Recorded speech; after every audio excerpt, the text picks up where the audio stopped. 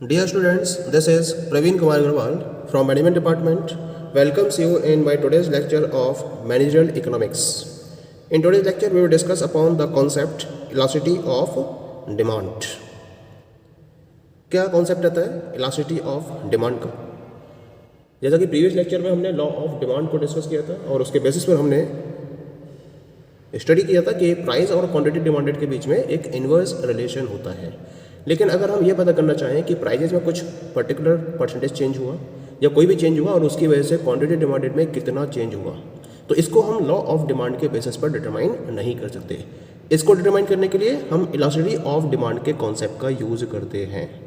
यानी कि जो इलास्टिसिटी ऑफ डिमांड है, it measures the extent to which quantity demanded of a commodity increases और decreases in response to increase और decrease in any of its quantitative determinants. यानी कि quantity demanded के अगर किसी भी डिटर्मिनेंट में कोई भी इंक्रीज या डिक्रीज होता है, तो इस इंक्रीज या डिक्रीज के रिस्पॉन्स में कमोडिटी की क्वांटिटी डिमांडेड में क्या चेंज होगा, क्या इंक्रीज होगा या कितने का डिक्रीमेंट होगा, इसको या इसके एक्सटेंट को मेजर करने के लिए हम इलास्टिसिटी ऑफ डिमांड का यूज करते हैं। या फिर हम डूले के वर्ड्स में, this is one of the famous economist, तो इन्होंने भी इसको प्रॉपर्ली डिफाइन किया और इनके according the elasticity of demand measures the responsiveness of the quantity demanded of a good to change in its price of other goods and change in consumers income.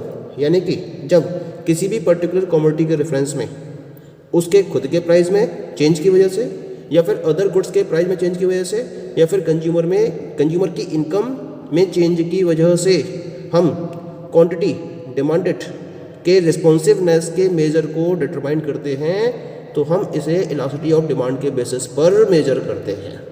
तो ये elasticity of demand होती है जो इस quantity demanded के responsiveness को properly measure करती है।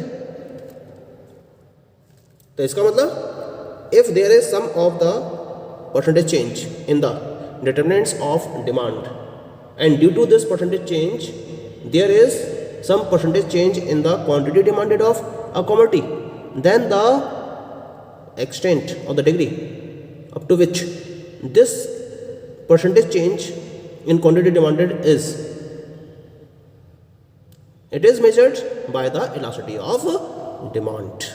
क्योंकि हमने यहाँ पर तीन टाइप की डिमांड को डिस्कस किया है। एक होती है प्राइस डिमांड, एक होती है इनकम डिमांड और तीसरी होती है क्रॉस डिमांड।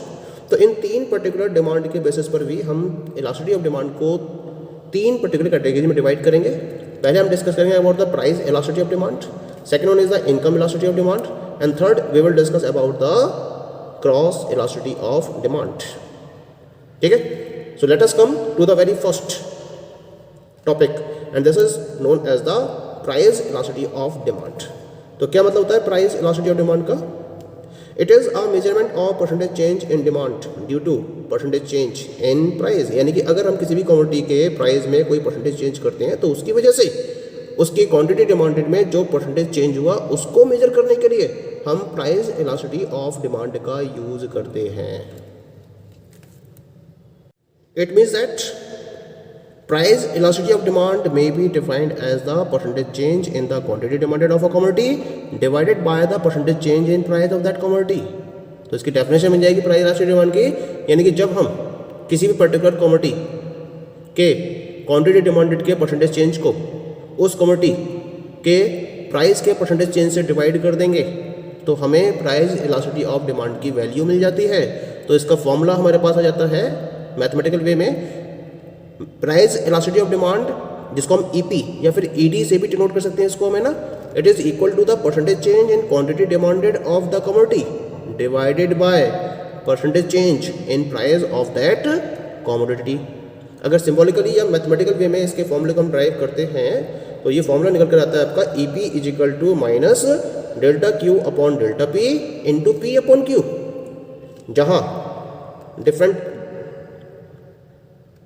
जहाँ P की अगर बात करें तो P is known as the initial price of the commodity, Q is known as the initial quantity demanded of the commodity, delta P इसका मतलब होता है P1 डिफरेंस P, यानी कि चेंज इन प्राइस। यानी कि जब हम न्यू प्राइस में से इनिशियल प्राइस को माइनस कर देते हैं तो जो वैल्यू हमारे पास मिलती है उसको हम बोलते हैं चेंज इन प्राइस। ऐसे डेल्टा क्यू का मतलब होता है Q1 डिफरेंस Q, यानी कि change in quantity demanded of the commodity. और यहाँ मैंने एक नेगेटिव साइन का यूज़ किया है, तो नेगेटिव साइन का मतलब होता है कि प्राइस और क्वांटिटी डिमांडेड के बीच में इन्वर्स रिलेशन है। तो जहाँ प्राइस और क्वांटिटी डिमांडेड या किन्हीं भी दो वेरिएबल्स के बीच में इन्वर्स रिलेशन होता है, वहाँ फॉर्मूले में नेगेटिव साइन को इंट्रोड्यूस कर दिया जाता है। यहाँ जो नोटेशन मैंने फॉलो की है इनको हम एक डायग्राम की हेल्प से समझ सकते हैं। यहाँ मैंने एक डायग्राम रिप्रेजेंट किया है जहाँ एक्स एक्सिस पर मैंने क्वांटिटी को और वाई एक्सिस पर मैंने प्राइस को कंसीडर किया है, ठीक है। D is the demand curve in this reference. अब जो डी कर्व है उस डी कर्व के रेफरेंस में इनिशियल प्राइस मैंने मान के चला था OP is the initial price. तो इस ओपी प्राइस के रिलेशन में जो क्वांटिटी डिमांडेड है that is equal to O Q. तो ओपी हो गया आपका इनिशियल प्राइस जिसे मैंने स्मॉल पी से रिप्रेजेंट किया है, OP1 हो गई न्यू प्राइस जिसे मैंने स्मॉल p1 से रिप्रेजेंट किया है, ठीक है। ऐसे ही जब ओपी प्राइस पर क्वांटिटी OQ है तो ये OQ इनिशियल क्वांटिटी डिमांडेड हो गई जिसे मैंने स्मॉल q से रिप्रेजेंट किया है इन द डायग्राम। और यहाँ जो नई क्वांटिटी डिमांडेड क्रिएट हुई that is equal to OQ1 और इसे मैंने यहाँ पर स्मॉल q1 से रिप्रेजेंट किया है।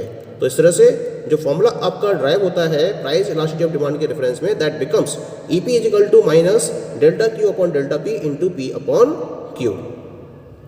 Okay, now we will discuss about the degree और types of price elasticity of demand. यानी कि प्राइस इलास्टिसिटी डिमांड कितने टाइप की होती है, तो इसके रिगार्डिंग मैंने यहाँ पर इसके 5 टाइप्स डिस्कस किए हैं। कौन कौन से हैं 5 type? The first one is known as the perfectly price elastic demand, second one perfectly price inelastic demand, third one unitary price elastic demand, fourth one relatively price elastic demand, and the fifth one is the relatively price inelastic demand. किस तरह से define करेंगे इन particular types को? Let us come to the very first one. The very first one is the perfectly price elastic demand। perfectly price elastic demand क्या होता है? यहाँ पर जो ED की वैल्यू है that is equal to infinity, यानी कि इनफाइनाइट वैल्यू होती है इसकी। क्या सिचुएशन होती है?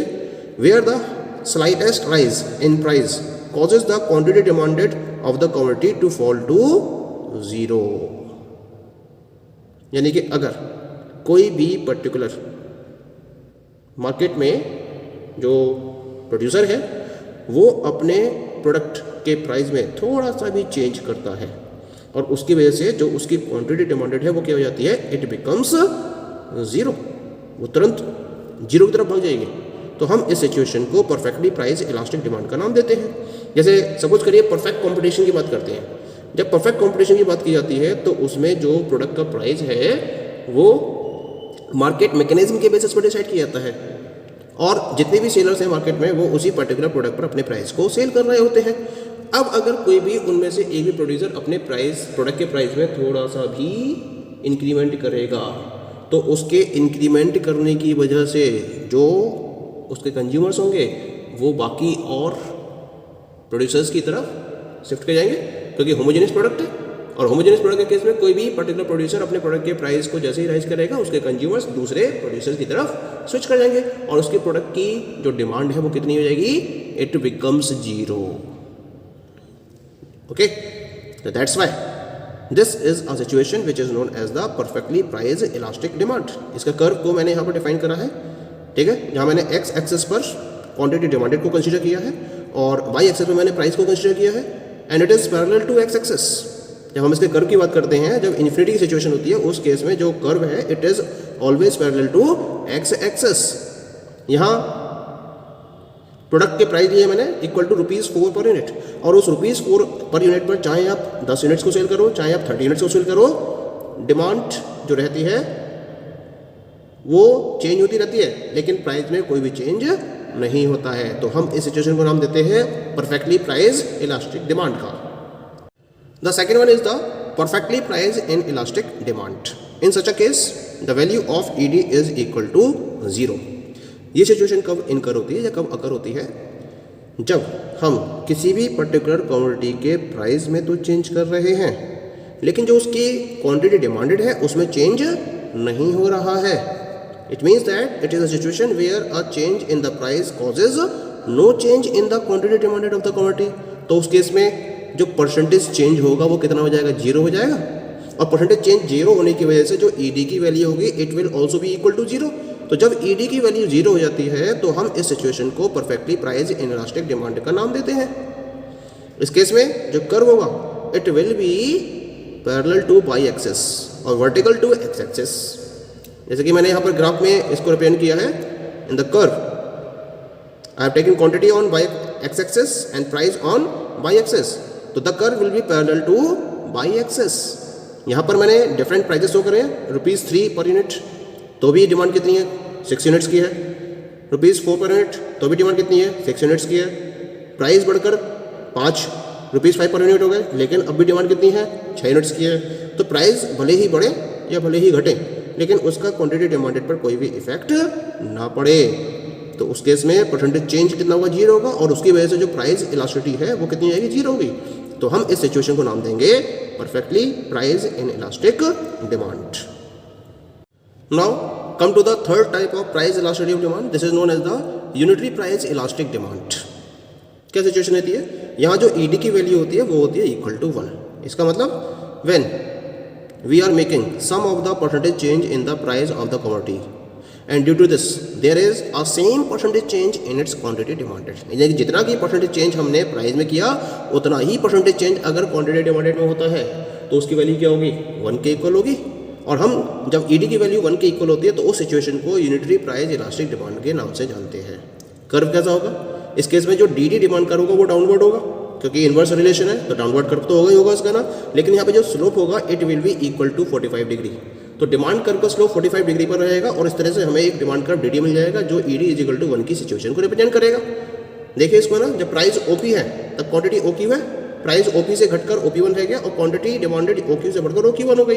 तो यहाँ जो चेंज मैंने दिखाया डिफरेंस पी और पी1 का डिफरेंस है वो पी और क्यू1 के डिफरेंस के इक्वल है। तो जितना चेंज प्राइस में हुआ उतना ही चेंज क्वांटिटी डिमांडेड में हो रहा है, तो हम सिचुएशन को नाम देते हैं यूनिटरी प्राइस इलास्टिक डिमांड का। Point is clear. Now come to the next one. The next one is fourth type of price elastic demand, relatively price in elastic demand. पहले मैंने इन इलास्टिक डिमांड को discuss किया, उसके बाद हम elastic demand को discuss करेंगे। In elastic का मतलब क्या होता है, जहां ईडी की वैल्यू 1 से कम होती है।